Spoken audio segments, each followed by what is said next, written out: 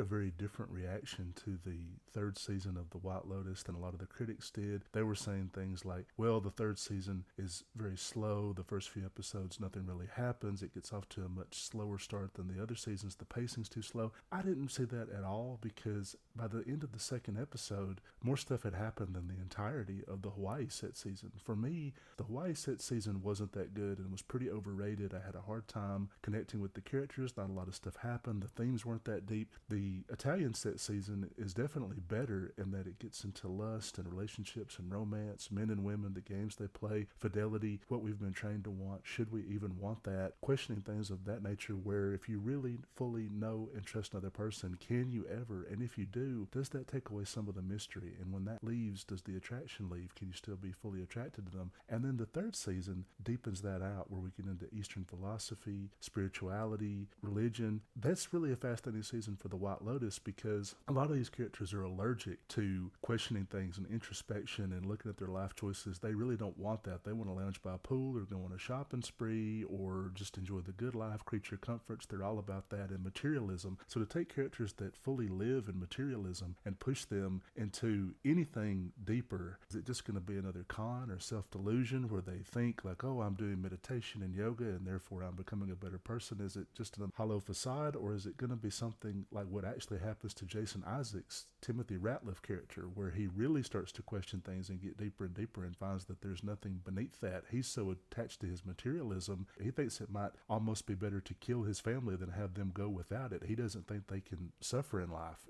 And I also thought that it was odd that a lot of the critics were pointing out that the three older women on vacation was the most interesting subplot. I mean, there was nothing wrong with it. I didn't hate it or dread their scenes or anything, but I just don't think that that's really as deep as the Hitchcockian games going on between Natasha Rothwell's Belinda and Greg, who she knows the truth about, or Ratliff family's implosion and deepening existential crisis, or Walton Goggins going on an epic quest of revenge to find the man that he thinks ruined his life. One of the best scenes in the entire series is at the end of episode 6, where it's just him and his buddy Sam Rockwell's Frank floating through the water on a boat in Thailand. There's not a lot of dialogue, and he sees, oh God, he brought the gun that he said he wasn't going to bring, and then he goes to stand outside the house of the man he thinks killed his father before he was even born, the man he thinks killed a good man and thus influenced his life to be a bad man. We find out something much better in the season finale, but he's looking out at the house and it's like almost mythical, and then he walks in and we just see his face as he meets this man, and you think, oh my God, that's impossible to resist something that dramatic and juicy. Each scene has this tension and this weird feeling to it. If I had to put the third season in a word, I would say mysterious, and I like that mysterious quality, that something is not quite right and you don't know if it is because it's a more down and dirty thriller. Is something physical going to happen, or are there actual demons at play here, where they keep showing things like the monkey statue and different mischievous things? You get that weird element that enters into it. And because Mike White is working on a different level than a lot of other writer-directors, where he's actually asking, what's going to make these characters happy? What do they really want? Is happiness even achievable? That thing that we all kind of feel where it's like something's missing, something's nagging at me, something's pulling me in a direction and I can't even explain it. The spiritual funk I'm in, I can't even tell most people about that. He's trying to get at that with shows like Enlightened, and then really underrated movies like Beatrice at Dinner or Brad's Status. These are movies that not a lot of people have seen. I'd encourage you to seek them out, trying to get at something a lot different than most movies and TV shows and represent humanity more as it actually is, where we're not just like, oh, how do I get the gun and save the girl and blow up the bad guy or whatever, but like, what do you really want? What's missing?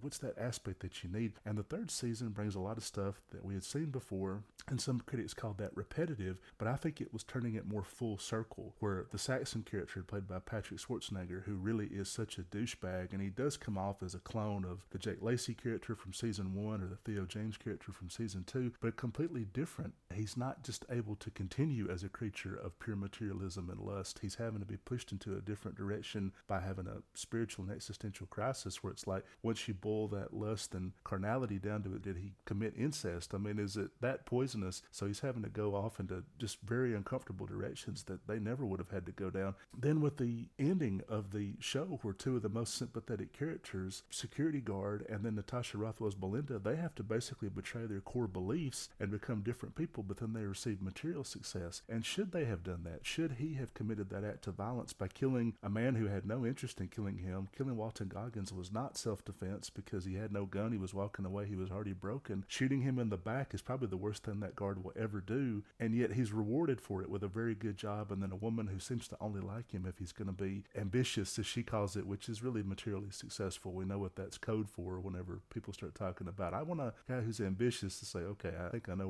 where you're going with this. And then the Natasha Rothwell character, she essentially becomes Tanya from the first season, where there's somebody that doesn't have a lot of money, and he really thinks that they're going to open a spa together, they're going to be together, they're going to live a good life. And she's kind of just gotten this money, and she's thinking, no, I just want to enjoy it and travel around and do what I feel like. And I don't know if I really want to get tied down to some spa that maybe it makes a profit, maybe it loses money. Do I really want to put all this work into that when I could just lounge by a pool and be one of these White Lotus guests? She's essentially coming full circle in that the person that screwed her over, that she thinks like, God, how could they do that? How could they be so callous? Well, she's become that, right? Things to explore in a season that's all about karma, reincarnation. Do we ever really change? Can we change? And then, of course, the tragic ending where the Amy Lou Wood girlfriend character of Chelsea, who in my opinion is the most sympathetic character in the entire season, she's the one that's dead along with Walton Goggins' Rick, and it's all his fault because a man he thought killed his father and set him on this epic quest of revenge. And as he tells the counselor that he's not ever used to speaking about himself, I am nothing. I am absolutely nothing because of this man who changed the course of my life before I was born. How could I ever be anything when this happened to me? And that man actually is his dad. They're way more alike than he ever could have imagined. He did affect his life, but only in that he's now basically the same person that his dad was, and that he's done a lot of bad things, and he's done it mostly for the wrong reasons. To not let that go and get revenge in that way, that, I mean, who gives a shit about Scott Glenn and then the bodyguards, who really cares? But that backfires on Chelsea, and when they're both dead and floating in the water, he's looking up, she's face down. That's the yin and yang. Really fantastic imagery. Not any show I've seen in this year or maybe even last year is as beautiful as some of the cinematography we're seeing. The mysterious setting, the fact that Thailand becomes a character, which we didn't really see that in the first season, or even, quite frankly, the second season. Thailand itself in the locale is much more of a character, and that's why I want to see the White Lotus keep going off into new directions. I've heard rumors season 4 was going to be a return to Europe. An executive at HBO said maybe Spain, maybe France. I really don't want that. I would like them to go to Africa or South America or Australia and keep pushing into new directions and keep deepening the formula, because this is the rare TV show that gets better as it keeps going. We only see this with very few shows, like The Shield, another Walton Goggins gem, that got better each season that it kept going, and I think the White Lotus could be the same if they don't backtrack and go somewhere we've already been before.